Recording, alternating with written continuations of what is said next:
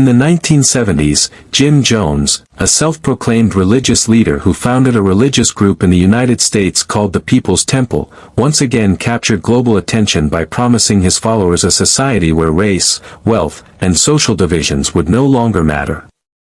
Initially, he presented himself as a champion against poverty, an advocate for racial equality, and a provider of services for all. This drew thousands of people, black, white, poor, and rich, into his congregation.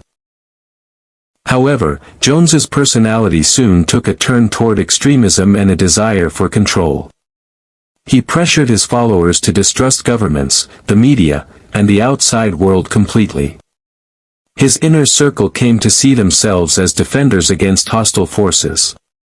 He made his followers entirely dependent on the group both economically and emotionally.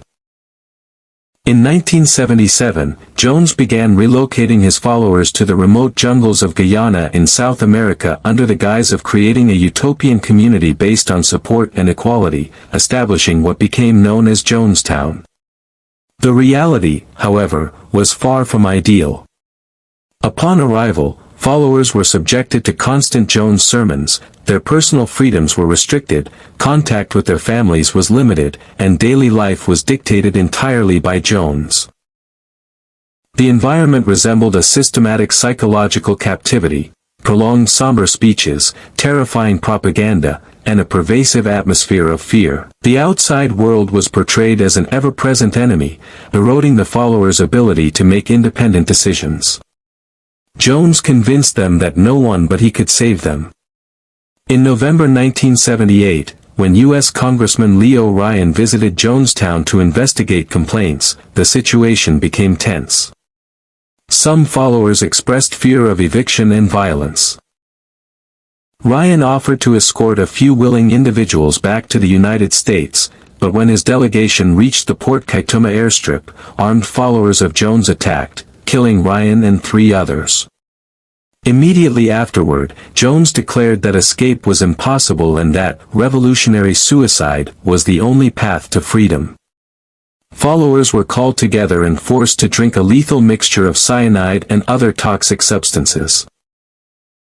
Parents were forced to administer the poison to their children despite their cries.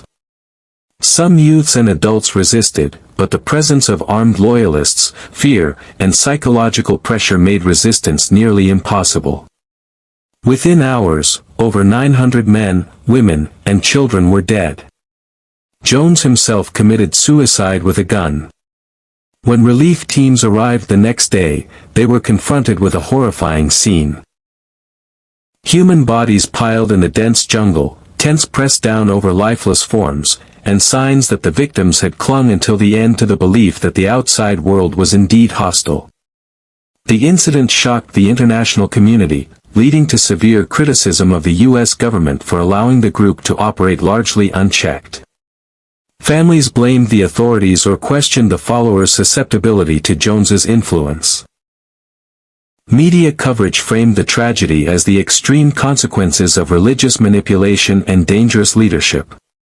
Some described Jones as mentally unstable, while others pointed to the followers' vulnerability to psychological coercion.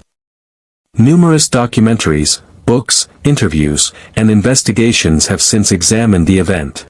The most chilling truth remains how one individual, through fear, uncertainty, and psychological control, could drive ordinary people to their deaths.